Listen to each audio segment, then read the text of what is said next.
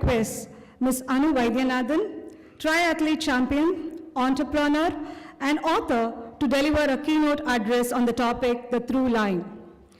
Mrs. Anu is an award-winning athlete, the first Indian athlete to compete in the Ironman and the first Asian to complete the Ultraman Canada Triathlon. She's the founder of Patent Marks, an intellectual property consulting firm with offices in Austin, Bangalore, and Chennai. Her first book, the memoir, Anywhere But Home, Adventures in Endurance, was published by HarperCollins Publishers in 2016. Ms. Anu, it's an honor to have you in our midst today. Please, we welcome you. Good morning. Thank you for having me. I just arrived very late last night, and I was trying to think about the tone I wanted to set for today's session. And for some reason, I'm in a great mood for a conversation. So, as I told your colleague earlier, if you have a question, don't hesitate to interrupt me. But we can always take the questions towards the end, because and today I'm actually in a mood for a conversation. So I'm very happy to answer any questions that you might have going forward. So today I titled my talk The Through Line, because in a story, the through line is really the point in the story where the character, it may be the protagonist or the antagonist, whose greatest sort of character arc moment comes in, right? Where they go from being a complete pessimist to an optimist, or from a skeptic to a believer, or otherwise, and things like this. And I think that this is important, especially from my perspective, because I believe that I've lived at least 2 lives so far, and I think that each time I found the answer in optimism, and I hope to share that with you today. As you know, these are my experiences, and let's see what you make of it. So the first part of my talk, I'm going to tell you a few things that are based on my experiences through life, and I'll make that very brief, because I think the sport, while it was a very cherished portion of my life, I believe brought me the discipline that I stand in front of you today with, and I think that I can only relate that through my experiences. I can't tell you the breakdown of sport, or the sweat rate, or my BMI and things like this. I have no nutrition plans to offer, but I think experientially the sport has taught me the most in my life so far. My home, obviously I'm a Tambram as I stand in front of you today, and my definition of home is really these old thatched roofs and these old buildings that my grandmother and my grandparents and maybe my aunts and uncles sort of used to inhabit back in the day. And I think home has always felt to me like a place where intellectual curiosity and physical exploration were always hand in hand. There was never a either or. There was always a healthy admiration of both pursuits. The women in my life are very curious. That's the hand of my aunt, my oldest aunt, and that's my mom at her comic best. But these women in any room will not stand out to you. They're not the loud women or anything overly extravagant. If you see them in a room, you would probably not even notice them.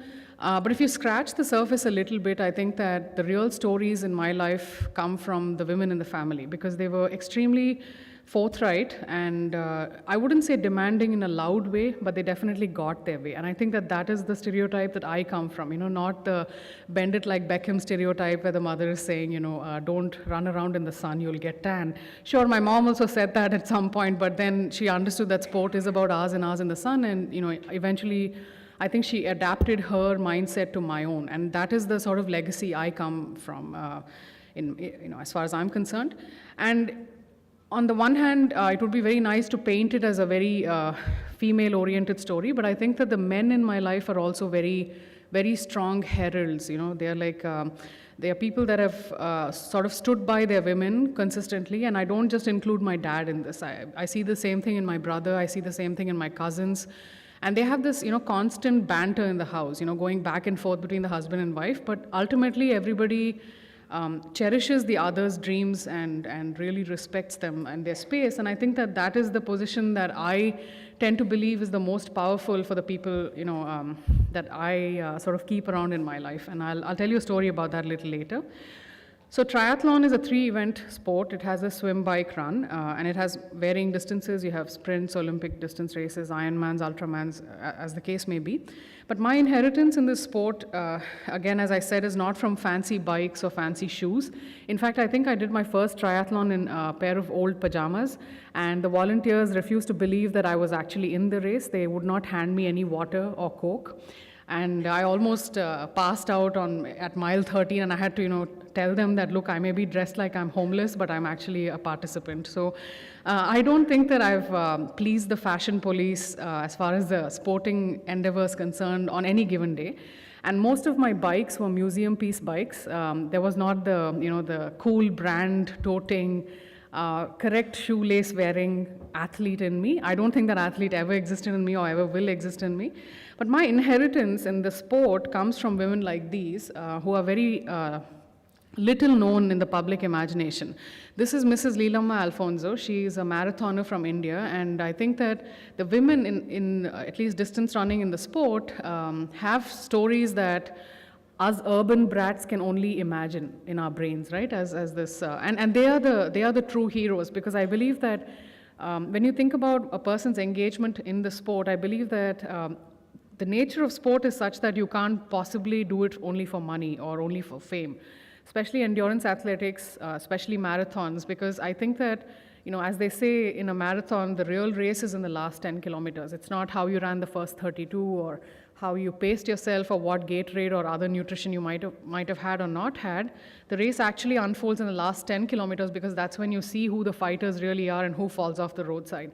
So women like her are very important to me, and I had the good fortune of meeting them very early on in my races, because I believe that they told me how to handle the environment in which I was training, because I wasn't largely training in foreign locations, etc. I had come back home from the US, and I think moving back home was an equal culture shock to moving away from home, because when I came back home and say I tried to go on a date, I would use Star Wars analogies, and I would be constantly looked at as if I had landed from the moon. And one day I went running, I think in Kantirva Stadium, for those that are familiar with Bangalore, and there were no toilets for women. And when I went into what was called the women's toilet, I saw a bunch of men looking at me as if I was an alien, and I'm thinking, you're in the wrong place, why are you looking at me?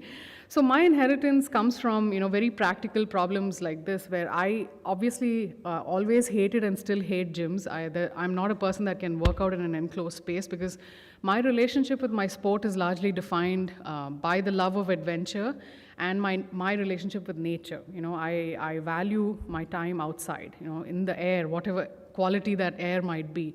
And so when it came to tackling the roads in India, or having to ride for miles and miles in India, or run or swim in pools where coaches used to tell me to get married instead of swimming, because they thought, why should a woman swim in her 20s? I believe that my common sense came from women like this, because they were constantly full of humorous anecdotes that they would share with me at every race. And we would go from race to race telling each other how we actually survived the training block for the next race. And I thought that that was very humorous, and they sort of kept me going. And the funny thing is, people like this that are actually very high achievers in my book have an elephant's memory, okay? This lady I met back in the day, early 2000s or mid 2000s.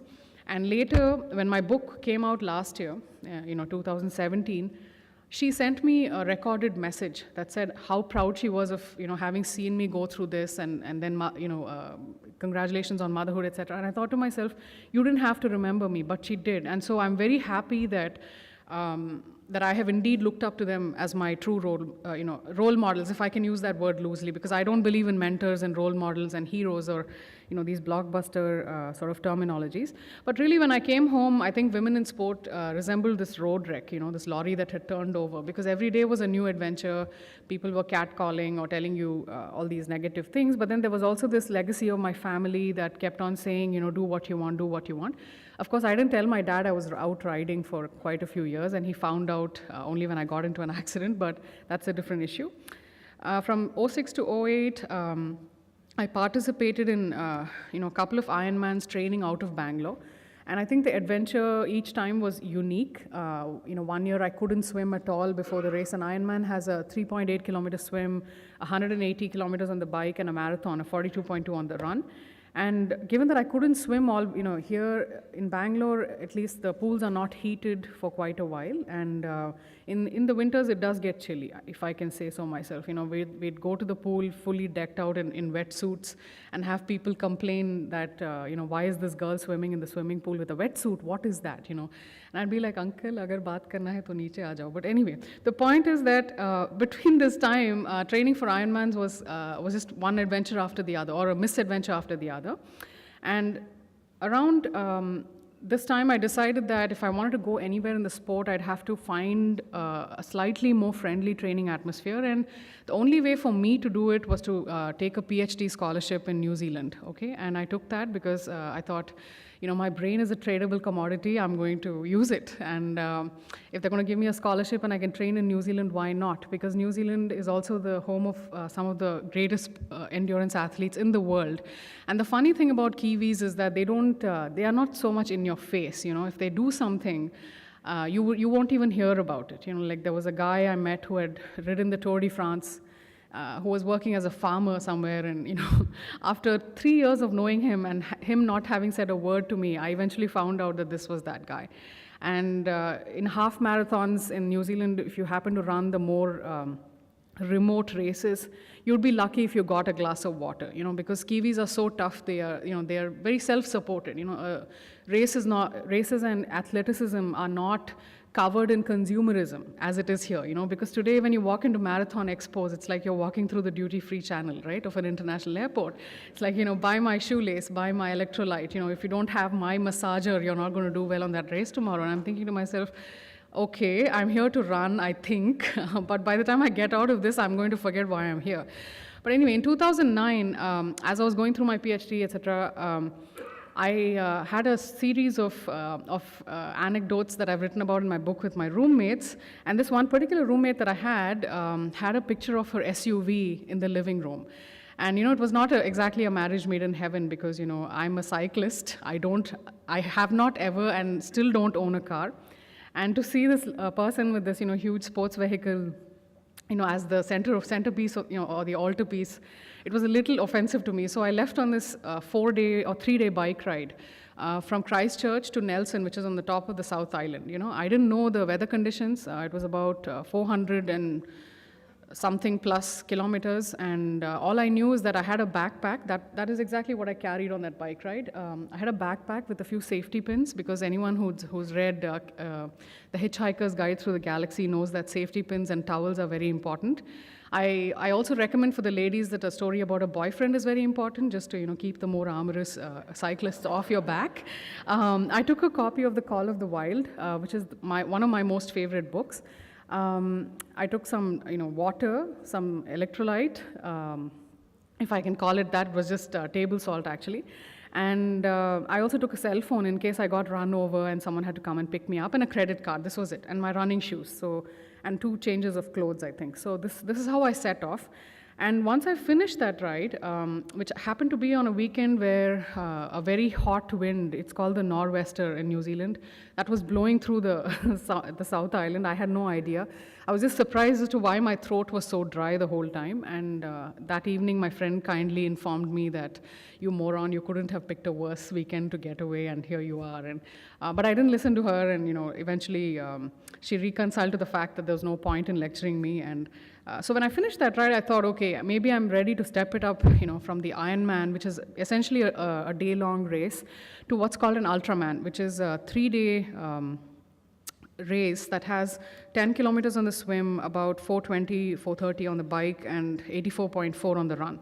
And for this race, again, I rode a museum piece bike. I had clothes that were, 10 plus years old that I'd been running in. And really the essence of that race was camaraderie. I met people that were as crazy or crazier than I was, because there were hardly 10 people or 11 people at that start line. If you did finish the damn thing, all you could get was a towel, okay? So you were clearly not doing it for the money. In fact, you were spending money to get there. And Canada and I have a love affair that, that I must tell you about, because in my first Ironman, I had lived in a backpackers, having fought with my roommate again. I think I am actually the problem. I don't think the roommates are the problem. But I moved into a backpackers, right, which I was sharing 6 bunk beds with these various colorful characters. One was a pagan witch, one was a bounty hunter, one was a bouncer at a club. This is all the riffraff in that hostel in Canada during my first Ironman, and that was good for my training because obviously you can't get along with so many different colors of personalities, so I used to train a lot. And so when the Ultraman came about, obviously there was only one place I would race it, and that was Canada. But again, the location was at the edge of a desert and at the start of the mountains, so it was again one of those crazy combinations of nature and elevation that I had not sort of banked on, and I only discovered that during the race, as I would like to say, because I'm not one of those people who checks out everything beforehand or whatever, and I showed up, and to some great miracle, things went very well, in the absence of even in the absence of a great crew. And that's another story I'll tell you later. But the only thing that really went through my mind during the entire race was a book that I had read called Into the Wild. The protagonist is named Chris McCandless, who has a backstory that is a little troubling, but nobody knew of that backstory at the time. But he said somewhere that, and I also know how important it is in life, not just to be strong, but to feel strong. Okay, it's ultimately your feelings that guide you through any big achievement in life. And this is really all that was going through my mind, because my mom had a back injury that year. I had continued to run my business through my PhD, because for anyone that knows, graduate stipends are at best comical, but I was also interested in being self-reliant, right? I didn't want to be at the mercy of anyone. And throughout the Ultraman, all that I could really remember were these words, because I knew that secretly and in good spirit, everyone was laughing at my bike, but this time I had good clothes, right? I had sporty-looking clothes or whatever, but I hadn't come that far from being a minimalist athlete, and I continue to do that with the rest of my life too, I would like to think. But this is really the only thought that was going through my mind, and I think it guided me to the end, because I believe that there is no secret sauce, Everyone wants to know what's the secret sauce, how did you do it, etc., etc. I think it's just a little dose of optimism and a lot of training. That's what I like to tell people. It's a very little dose of optimism and a heck of a lot of training that sort of got me to the finish line there. And I don't believe that there is a lot more to it, and I try not to make too much of it. So that's a little bit about the Ultraman. But 1 week after the Ultraman, I decided again, I had a panic attack. Our mentality, right? Buy one, get one free.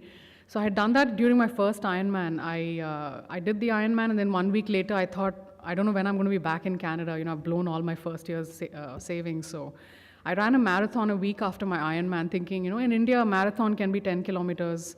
It can be 25 kilometers. Nobody knows. It depends on the mood on the race day or whatever.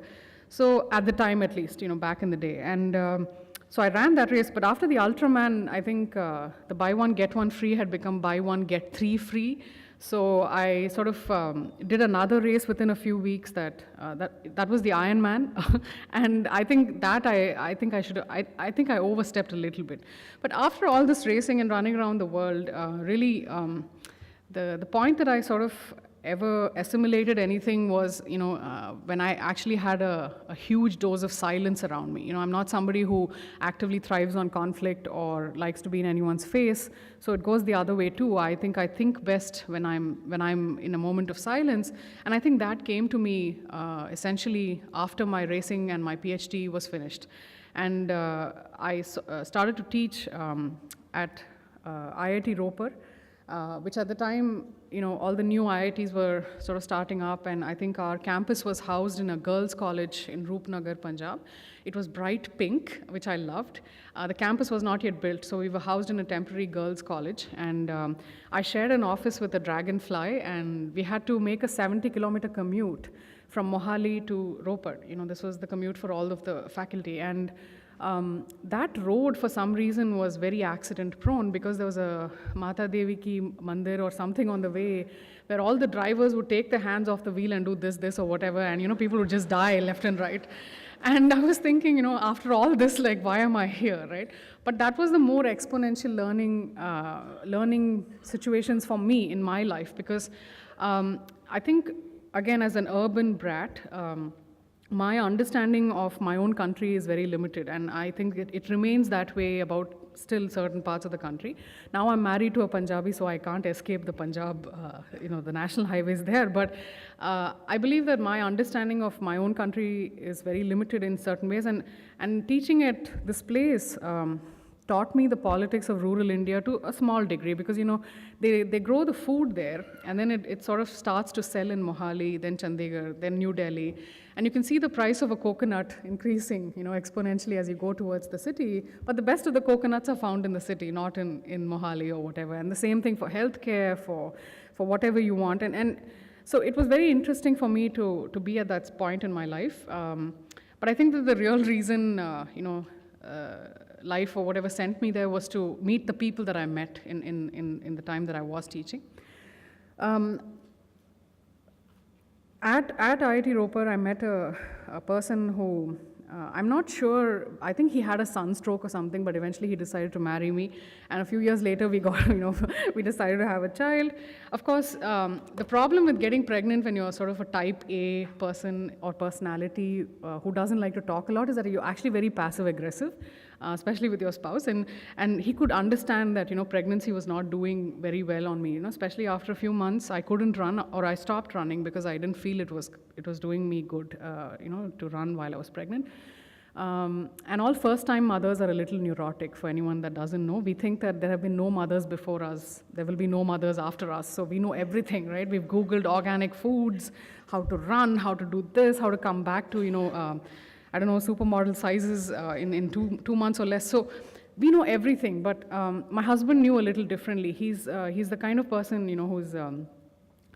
who thankfully for me is my complete opposite in some ways. And he decided that the only way to sort of keep my sanity was to encourage me to do something a little different. So he said, why don't you walk? And he bought me one of those Fitbit gadgets, And he would say, keep a goal, just walk. And I'd be like, walk? What is walk, And, but anyway, I walked a lot. And again, on one of these long weekends, we decided to do an 80-kilometer walk along the River Rhine over 3 or 4 days. We had a couple of days to our disposition. I was about 2 months away, I think, from delivery. So he said, okay, there's still some time, let's go. And obviously we were in a place where we didn't have too many concerns about healthcare or whatever. Like we would have access to that, and we started to walk. But it was on this walk that a couple of thoughts came to me, right? See, I've traveled all over South India, especially because my mom is from a village close to Madurai, and my dad is from a very small town close to Tanjore. And so I've been all over, and on this walk, I started to think, we were thinking about baby names, obviously, and also philosophies and things like this, because I think parents also get very philosophical before the first child is born, after which, the diaper storm hits you, and then there's no room for philosophy. But during this walk, we started to think about peripatetic philosophers, philosophers that like to walk. And on a serious note, the names that came up in our mind were, the Chinese travelers that have come in and written all these roads, these accounts of their travels on these roads, or you have Marco Polo and his diaries, or you have a bunch of male philosophers that you talk about. But where are all the women? Were the women walking? Because we definitely know of a lady or many ladies, who are called Avayar, but did she like to run? Did Avayar like to run? Did she like her coffee hot or cold? What did she think of childbirth? No, I don't know, and sure, I mean, brevity is the soul of wit and all that. We can say all the things we want to say, but when it comes to philosophy, especially of physical exploration, when seen from the stance of physical exploration, we found very few voices that were female that we could think of, right? And I'd like to think that we are slightly more worldly wise, and we couldn't find any that we could actually think about. Now, childbirth in itself, in the exponential experiences that I have had, was one of those moments. And it is a big adrenaline rush, so you feel, again, as I said, like you're the only mother in the world, no one before or after you. You're the first explorer on the sea of motherhood. But it was it was a turning point again. It was a point in my through line as well, because I believe that when my mom walked away, a few months after birth, I remember thinking to myself that, I've gone from being someone's bratty daughter to being someone's mom. And that moment definitely doesn't lose itself very soon, especially if you're careful enough to hold on to it. There's a funny story about a race that I did, I think 6 weeks postpartum. Apparently, I do have an ego. I didn't realize it until that point. I thought, a 10K is nothing, and I can do it. And literally, my life flashed in front of my eyes when I tried to race after I gave birth, especially that quickly. But ultimately, I think the learning experience that I wanted to share with you is there are quite a few adventures I've shared in my book, but the thing that I want to share with you today is that, and I keep coming back to the theme of rivers because I'm truly in love with rivers and mountains. You put me in any area code that has these two things, and I'm a happy woman. But fundamentally, I believe that when you think about your life, you're basically on some kind of river, right? No two moments are the same. You'd like to think that. You'd like to think, I'm a champion before birth, I'll be a champion after birth. Or you'd like to think that I'm a champion in college, I'll continue to be a champion outside of college. Okay, But indeed, life doesn't turn out that way. I believe that there are quite a few surprises, and every moment on that river is different. And every shore on that river is different, right? But one way to sort of simplify this view is to think of two shores, essentially, right? And do as rabbitfish do, okay? These are very curious creatures. Apparently, they feed in pairs, right? When one fish is feeding, the other fish is watching out for predators, and then they swap and things like this. So if we think of ourselves as being on a journey, on a river that has two shores, I'd like to think that we are old enough to know that everything is not dreamy and, there are no fairy tales, right? I think that we are old enough to know that that is a little bit outdated, to sort of frame things that way. But if we do acknowledge for a moment that, these two shores fundamentally bring to you different challenges, right? On one shore is all the positivity, the light, childbirth, the moments in your life where you could have had a great point in your own character arc, whether you took it or not, being secondary. On the other shore, there's a lot of negativity, right? We're constantly inundated, suffocated by online messages, Facebook. Again, as somebody said, you don't have to be very good at anything anymore. You can just put up a Facebook post, I walked 2 kilometers, and somehow, all the people around you, have a fit or something. But more seriously, if we do as rabbitfish do, I think that one way to sort of safeguard our own mental balance, as we navigate life and its various challenges, is just to acknowledge that, hey, I'm a grown-up, I understand I have to deal with a lot of X, Y, Z, but let me do as rabbitfish do, where I watch out for also the part of me that is able to look to the light, the part of me that is able to draw on optimism or the good experiences from life, not all from the negativity and the coaches telling me to get married, but also from the people who encouraged me. Right? At Ultraman, I met a kid who was probably 13 years old. I don't know this kid from before. I've never met him before that, never met him after that also, actually. But he was very vested in my success, which was very strange for me. I did not believe that a person that I have never met before could actually be so interested in seeing me succeed. And those are really the stories I need to remember, or anyone needs to remember as we go through life, because it's not all bad, as the leading dailies tell you, it's not all bad. And I'd say that, postpartum, having, gone through now what is, almost 3 years of having a baby at home, he's a very good roommate. I think we're growing up with him.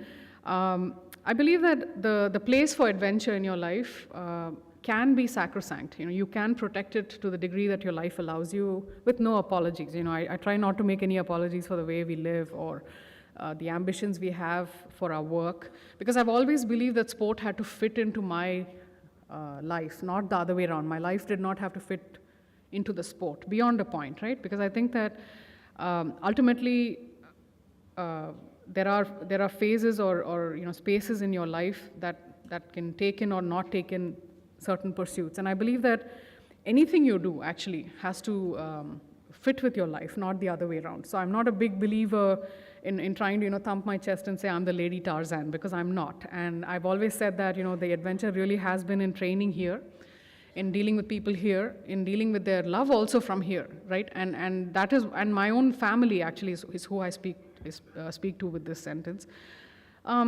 We did a 7-day bike ride, twice, 2 years in a row. And on this bike ride, I had a flat. This was postpartum, I think a year after I had given birth. And on this, I didn't have my changing kit. When you have a flat on your bike, it's always smart if you have a changing kit. I didn't have it. I was getting very frustrated. And I was so frustrated that I didn't know where I was, okay? My whole body was like, stressed, and I didn't know where I was. But ultimately, when I turned around, I fixed my flat. By some miracle, someone helped me. I fixed my flat, and I turned around, and sure enough, there was this board that said Pocahontas County, and I thought, that's hilarious, because I'm not red Indian, but I am Indian, and what the heck is this? Like, I'm sure there have been many women before me and after me that have gone through this, right, or will go through this, and it is their journey and their sails that have brought me so far in the ocean, and will take me even further. And men too. I don't take away from the men at all. So that's my son. He reads all the newspapers for me. I believe that you need your news, but as expressed in 3 syllables or less. But in terms of lessons, I think there are only a very few things I'd like to share with you. I think words matter. We are a very loquacious culture, right? We talk a lot. We are constantly jibing at each other and all that. That's all great, because the sense of humor and wit is all very important to life. But I think we need to learn to use them well, especially in relationships, with ourselves, most of all, with our spouses, with our friends, and everything else. The second thing that I've understood is that you need to slow down your speech. And this I've learned after my child has come in, where everything that he does or he's about to do looks like a huge disaster. And you're constantly blowing up, like you're an explosive device in the house, But you don't have to be that way. You can be very calm and just communicate that sense of calm, as my mother says, But she also says she failed miserably at it, so she doesn't give me a hard time. And the third thing is to really try to stay calm even if you don't feel it. Even if you don't feel it, try to fake it, because I believe that you will actually observe more if your exterior is a little bit calmer than your interior feels at any given time. And speak very, very calmly. It doesn't matter if the guy ahead of you is cutting you off or on his cell phone or whatever the case may be. And presence, I think it's becoming very interesting to see our own minds evolve going forward, where we're not so present in our day-to-day. We may be here, but then we may be thinking about our next Facebook update, or who said what on the news, or how the world is unfolding somewhere else. But your life is today, here and now. So I think presence is very important, as is uniqueness. Each one of us is unique. I'd like to believe that, and that has to be mildly explored to whatever degree. I don't think that, we have to give up and sit back at any age or time or situation in life. And really, these are the only things that I have learned so far. And thank you for listening to me, and I'm happy to take any questions from you.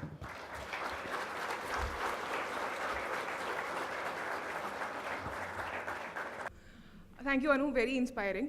I have actually 2 questions for you. Sure. Hi, this is Malvika. Hi. First of all, I think women are propagated as this, multi-armed goddesses who are supposed to be, multitaskers, great at multitasking, at professionally, personally, at a family level, etc. So somebody like you, who's, been an entrepreneur, who's been a philanthropist, who's been a mother, who's been of course, a Iron Man or an Iron Woman. What wakes you up every day? What do you set for yourself? And secondly, what would be your advice for women who allow their own personal growth or their own mental and physical well-being to take a back seat to look after their families or look after their, their own, wherever they might be in their life? So these are 2 questions. So the first question is easy. The thing that wakes me up is just this deep-seated knowledge that balance is total bullshit. If anyone is selling you that, please do not be sold. I've only done one thing at any given point in time, actually, successfully, right? I may have been studying, I may have been doing my business, I may have been participating in sport, but there was always a single focus for any given point in the year or in the month or in the week. And I've been very honest about it from day one, because everyone wants to paint you that way, and women especially, I think because our brains are so connected and we are a little bit, ahead on the evolutionary scale. Sorry, gentlemen, it's not a bias. But I think the same brain is prone to more deceit, if you will, right? So we have to be very careful in balancing that conversation with ourselves. But I don't believe in balance. I never have believed in balance. Even today, I don't believe in balance. When I wrote my book, I was only writing my book for that year and a half. I wasn't doing much else. I was pregnant, so I couldn't do much else. I was walking. I had a job, sure, but the only extra thing that I was doing outside those 40 hours or whatever was writing. Now, the other underrated thing to add to this conversation is recovery. We don't understand our mind's necessity to recover. We believe that there is a formula to life. You have a good job, you buy your house, you have 2 children, you're happy, haha, everything is great. Suddenly you join the gym and one day you're going to be a supermodel or super athlete. It doesn't work like that. I believe that a healthy lifestyle comes from a constant respect of ourselves, not our limitations, but ourselves. First we have to understand the stresses that our jobs bring or our lives bring or our commute brings. I have a friend who commutes 2 hours a day, in Bombay. And after 8 months or 1 year when things were not so good for her, she didn't even acknowledge that, she had a 2-hour commute one way a day. How can you take away from that? So I think that to the first question, I would say that the thing that wakes me up every day is to know that I believe in a fluid equation in life. I don't believe in formulas or one sort of thing that I'm multitasking person, fantastic, the fantastic fifth. I'm not. I really am not, and I have never said that. And the second thing as to women sort of letting their aspirations take a back seat, it's a great question because I deal with it myself, and I'd like to think that I'm in a family and in a situation that actually heralds its women. I'm not in a recessive environment by any measure of the imagination, and I will never paint it that way. And I include my husband in this conversation. So when I think about myself, however, I believe that motherhood is a little unique. I don't think that this notion of guilt can escape us. I don't think it's just genetic or cultural conditioning. I think it's also the fact that when you're sitting with your child, you see that you, as a mom, you have a greater influence on the child than you can imagine. And like Spider-Man says, great responsibility, great power, vice versa, etc. So I can't escape from that guilt myself. But the way I try to think of it is that, again, I try to turn to the light, because I'm also a career woman. I come from a family of career women. So I understand that these challenges are not unique to me. So if anything, I should be more optimistic and just try to turn to the light to the best of my ability, and try to draw on the people that are around me. And I think the voices you surround yourself with, whether you're a man or a woman, are very important. If you surround yourself with jerks, then it's unlikely, that you're going to get anywhere anyway. So that's how I think about it. I hope I've answered you. I think we'll just continue with our sessions. We'll park the questions for a little time later. All right, thank you.